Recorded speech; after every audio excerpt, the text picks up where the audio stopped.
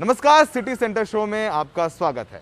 मैं हूं दिल्ली से सौरभ शुक्ला और इस वक्त हम दिल्ली के दिल कहे जाने वाले कनॉट प्लेस में मौजूद हैं। नाइट कर्फ्यू रात 10 बजे से लेकर के सुबह 5 बजे तक पूरी दिल्ली में लागू कर दिया गया है और आप देखेंगे कनॉट प्लेस जो इस वक्त लोगों से भरा रहता था पूरी तरीके से सन्नाटा है।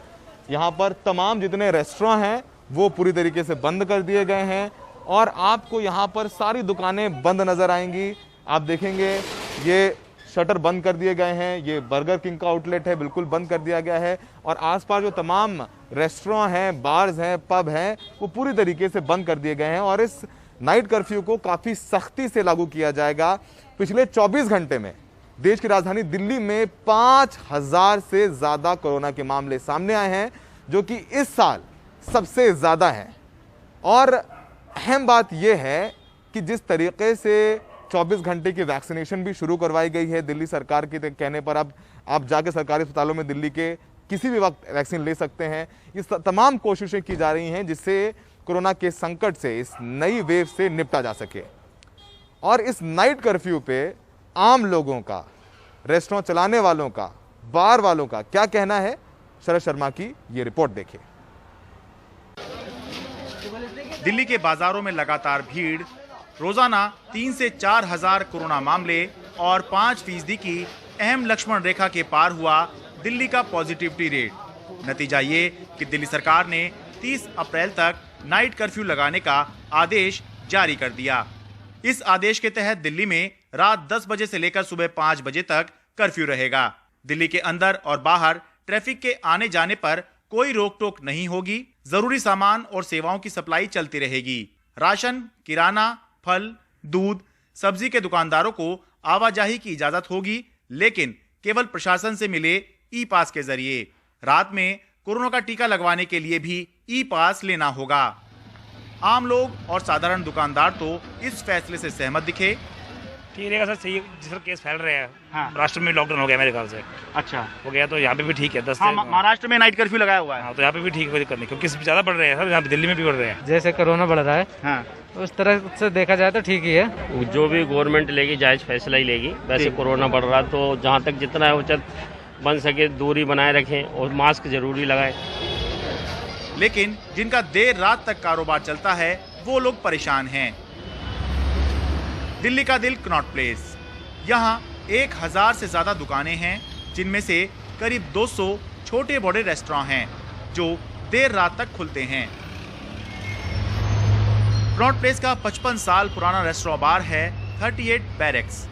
इसके मालिक अंकुर अग्रवाल बताते हैं कि उनके रेस्टोरेंट में लोग रात 8-9 बजे से ही आना शुरू करते हैं। यहाँ पर लोग अपना 8 बजे तक दुकान बढ़ा करके या अपने जॉब से वापस आकर के फ्रेश होकर अपनी फैमिलीज को लेकर के 9 बजे तक तो रेस्टोरेंट में आते हैं। अब अगर जाहिर सी बात है 10 बजे लॉकडाउन करना है या 10 बजे नाइट कर्फ्यू स्टार्ट होगा, तो आप सोचिए 9 बजे तक तो गेस्ट को और स्टाफ को सबको अपने अपने घर पहुंचना होगा, तो 9 बजे तो रेस्टोरेंट बढ़ाना पड़ेगा। अब 9 बजे रेस्टोरेंट बढ़ाने के लिए मेरे को 8 बजे लास्ट ऑर्डर लेना होगा। 8 बजे किसका लास्ट ऑर्डर लूंगा जब लोग ही नहीं आएंगे? तो लोग अपने अपनी दुकानों से ही 8 बजे निकलते हैं। कनॉट प्लेस के दुकानदार मानते हैं कि सरकार का कदम लोगों की जान बचाने के लिए है, लेकिन इससे बिजनेस पर भी असर होगा। असर तो पड़ेगा, मगर जान है तो जहान है। हम तो ये कहेंगे सरकार जो भी फैसले की उसके सर फैसले के साथ है। कनॉट प्लेस में जो रिटेल शोरूम्स हैं तकरीबन 9:30-10 बजे तक खुले रहते हैं। अच्छा। फिर स्टाफ भी एक शोरूम में 8-8, 10-10 आदमी का स्टाफ है। 10 बजे नाइट कर्फ्यू लगने से 9 बजे तक सारे शो वाइंड अप करना पड़ेगा कि लोग भी, हम चाहते हैं हमारे एम्प्लॉयज सेफली घर तक पहुंच जाएं। तो फुटफॉल पे तो काफ़ी असर आएगा, रिटेल कस्टमर का सेंटिमेंट भी हिट होगा। व्यापारी नेता प्रवीण खंडेलवाल के मुताबिक जो बिजनेस लॉकडाउन से अब जाकर किसी तरह उबर रहे थे, उन पर बहुत बुरा असर पड़ेगा।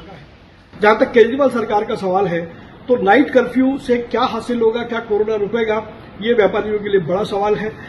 नाइट कर्फ्यू होने से banquet hall, farm houses, restaurant, hotels और इस प्रकार के जो व्यवसाय हैं जो बड़ी मुश्किल से पिछले लॉकडाउन के बाद से आकर के अब थोड़ा संभले थे, एक बार फिर उनके व्यापार को धक्का पहुंचने वाला है। हम दिल्ली के उपराज्यपाल से ये गुहार करेंगे कि वो इस फैसले पर एक बार पूरा विचार करें। वैसे अभी तक खुद दिल्ली की केजरीवाल सरकार मानती थी कि लॉकडाउन या नाइट कर्फ्यू कोरोना की रोकथाम के लिए ये कोई अच्छे विकल्प नहीं है, लेकिन दिल्ली में हालात बेकाबू हो रहे हैं और सरकार सख्त संदेश देना चाहती है, इसलिए ये फैसला किया गया। दिल्ली से मैं शरद शर्मा, एनडीटीवी इंडिया। दिल्ली के बाद अब बात करते हैं मुंबई की। पहले लॉकडाउन से देश की आर्थिक राजधानी उभरी रही थी कि वापस से दूसरा लॉकडाउन लगा दिया गया है। सबसे ज्यादा संकट है कारोबारियों को। तो ये कैसे इस संकट का सामना कर रहे हैं, हमारे सहयोगी अभिषेक शर्मा की ये रिपोर्ट देखिए। ये नई नवेली जिम वर्ली में खुली है। फूल भी नहीं सूखे कि लॉकडाउन आ गया। परसों ही ओपनिंग किया है जिम का और अच्छे से तैयारी में लगे थे महीने 2 महीने से कि अभी चलो करते हैं। अभी ओपनिंग के लिए 2 महीने से तैयारी करते, बनाने में तो मेरे 6 महीने लग गए। अभी आज सुनने में आ रहा है कि आज से जिम बंद करना है। सुबह अभी तो जिम खोला ही, ऐसे बोला कि बंद कर दो। अभी जो क्लाइंट्स हैं जिसने पैसे भर के गए हैं वो आके फ़ोन कर रहे हैं कब से कि क्या करना है। मेरा जो स्टाफ है वो सब परेशान बैठा है, मुझे ही समझ में नहीं आ रहा कि क्या करूँ अभी। पुलिस ने लाठी के दम पर लॉकडाउन करवाया है। व्यापारी गुस्से में है और सरकार से जवाब भी मांग रहे हैं। हमारा इतना ही कहना है, अगर आप दुकान सब टोटल बंद करना बोलेंगे कि हफ्ते के इतने दिन मतलब महीने का इतना दिन आप बंद ही रखो, तो हम खाएंगे क्या, हम करेंगे क्या, हम मेंटेनेंस कैसा भरेंगे। पहले से कमर टूट गई है हमारी, अब टूट चुकी है और हमको अभी ऐसा है कि संडे ऑलरेडी बंद करने को तो हम तैयार है। हमारे सपोर्ट में क्या तैयार करें, बंद बाद आज क्यों बंद, आज क्यों बंद? अभी कोई इन्फॉर्मेशन भी नहीं है कि हमको बताया भी नहीं कि आज सरकार ने क्या। हमारा मार्केट बाजार विभाग में आता है, बाजार विभाग से कोई हमको इन्फॉर्मेशन नहीं मिली। पुलिस वाले आए डायरेक्ट। अभी हम लोग इंस्पेक्टर को पूछने को गए एचआई को क्या है, तो बोलते हैं अपने पास कोई इन्फॉर्मेशन नहीं है। पुलिस वाले आके डायरेक्ट फोटो निकाल रहे हैं, फाइन पड़ेगा 5,000 रुपए। हमको कोई इन्फॉर्मेशन ही नहीं है, तो हमको भी हम लोग खुद कंफ्यूज है कि क्या चालू रखने का, क्या बंद रखने का। बाजार बंद है लेकिन शराब धड़ल्ले से बिना किसी सोशल डिस्टेंसिंग के बिक रही है। एक तबका है जिसे लगता है कि शराब की दुकानें आने वाले वक्त में बंद हो सकती है। मुंबई के तहस नहस बाजार में ये भीड़ डराती भी है और दूसरी तरफ व्यापारी कामगारों पर एक दूसरा बड़ा संकट आ चुका है। ये साल में दूसरी बार है। क्या मुंबई शहर ये दूसरा झटका झेल पाएगा? मुंबई से अभिषेक शर्मा, एनडीटीवी इंडिया। मध्य प्रदेश के इंदौर में 2 पुलिसकर्मियों ने एक युवक की जमकर पिटाई कर दी। इनका आरोप था कि युवक ने मास्क सही से नहीं पहना है। बताया जाता है कि फिरोज गांधी नगर का रहने वाला 35 वर्षीय युवक, जिसका नाम कृष्णा कुंजीर है, जो ऑटो चालक है, वो अपने पिता को टिफिन देने अस्पताल जा रहा था। कृष्णा ने बताया उस समय उसका मास्क लगा हुआ था लेकिन नाक के थोड़ा नीचे था। इस पर 2 पुलिसकर्मियों ने उससे मारपीट शुरू कर दी और मारपीट भी इतनी बुरी तरह की कि नज़ारा आप साफ तौर पर देख सकते हैं। जब वीडियो वायरल हुआ तो पुलिस अधिकारियों ने एक्शन लेते हुए दोनों पुलिसकर्मियों को सस्पेंड कर दिया है।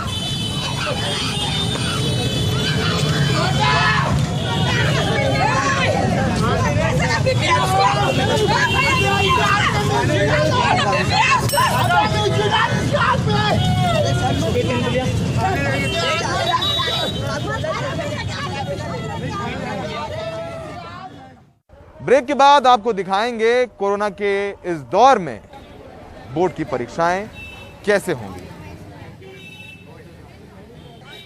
देश में हर रोज कोरोना के लगभग 1 लाख मामले सामने आ रहे हैं। ऐसे में सबसे ज्यादा समस्या उन बच्चों और अभिभावकों को है जिनको 10वीं और 12वीं की बोर्ड की परीक्षाएं देनी है। बोर्ड की परीक्षाएं 4 मई से शुरू हो रही हैं। अभिभावकों का कहना है कि जब सारी क्लासेस इस साल ऑनलाइन हुई हैं तो ये परीक्षाएं भी ऑनलाइन कराई जाए ताकि उनके बच्चे कोरोना से बचे रहें। देखिए ये रिपोर्ट। 16 साल के आर्यन दिल्ली के जीडी गोयनका स्कूल में 12वीं के छात्र हैं। लगभग इन्हें 1 महीने बाद पेन और पेपर के जरिए 12वीं की बोर्ड परीक्षाएं देनी है, लेकिन कोरोना के बढ़ते मामलों ने इनको डरा दिया है। जैसे आजकल कभी भी फीवर हो जाता है तो लगता है कि अब तो कोरोना हो गया, तो एग्जाम्स को लेकर तो यही है कि डर तो बना हुआ है। हर जगह जाओगे, कहीं भी जाओ, आजकल डर तो लग ही रहा है, बट एक मजबूरी है कि बोर्ड्स के एग्जाम है तो देने पड़ेंगे। पिछले साल की तरह इस साल भी अभिभावकों की हालत खराब है। आर्यन के माता पिता को लगता है कि मई तक कोरोना के मामले और ज्यादा होंगे। ऐसे में शिक्षा मंत्रालय को बोर्ड परीक्षाएं ऑनलाइन करानी चाहिए। हम एज अ पेरेंट बहुत ज़्यादा वरिड हैं, बच्चे बहुत चिंता है हमें इस चीज़ की कि कैसे होएगा। अभी बच्चे के प्री बोर्ड्स हो रहे हैं, अभी स्कूल में प्रैक्टिकल्स हुए हैं, फाइनल प्रैक्टिकल्स। डर लगता है कि बच्चा प्री बोर्ड देने जा रहा है। हम भी डरते हैं जब घर आता है वापस, चलो अब तुम जल्दी से नहा लो, हाथ धोए, सैनिटाइज़र साथ भेजते हैं। अब वो चीज़ें कितनी तक उसको बचाएंगी कह नहीं सकते। क्लासेस तक बच्चे ने ऑनलाइन लिया और हर बच्चे ने पढ़ाई ऑनलाइन करी है, तो फिर ऑनलाइन एग्जाम कराने में क्या प्रॉब्लम है? कुछ अभिभावकों को लगता है कि 12वीं की बोर्ड परीक्षाएं जरूरी हैं क्योंकि बच्चों को आगे कॉलेज में दाखिला लेना होता है, लेकिन 10वीं की परीक्षाएं टाली जा सकती हैं। केंद्र सरकार 10th के एग्जाम्स को डेफिनेटली कैंसिल करे, क्योंकि 10th में ऐसा कुछ नहीं होता कि आगे उनको बहुत ज्यादा कॉम्पिटिटिव एग्जाम्स में जाना होता है, तो इंटरनल असेसमेंट के थ्रू वो बच्चों को वो पास कर दे। जानकारों का कहना है कि शिक्षा मंत्रालय के पास पूरा 1 साल का वक्त था, लेकिन फिर भी मंत्रालय ने कोरोना के दौरान परीक्षाएं कराने का कोई दूसरा विकल्प तैयार नहीं किया। इस साल भी सरकार ने बोर्ड में जो सीबीएसई बोर्ड है उसने बहुत पहली तारीख तय कर दी थी, लेकिन अब जैसे समय पास आ रहा है और कोरोना की स्थिति बिगड़ती जा रही है, सरकार को और बोर्ड को अब सोचना पड़ेगा कि दूसरा प्रावधान क्या है। सरकार को एक और चीज अब सोचनी पड़ेगी कि चाहे परीक्षा लंबी हो जाए, इसको स्टैगर्ड मैनर में कराएं ताकि जितने भी अभिभावक हैं, बच्चे हैं, शिक्षक हैं, उनको परेशानी ना हो। अगर हम चुनाव करा सकते हैं फेजेस में, तो परीक्षा क्यों नहीं?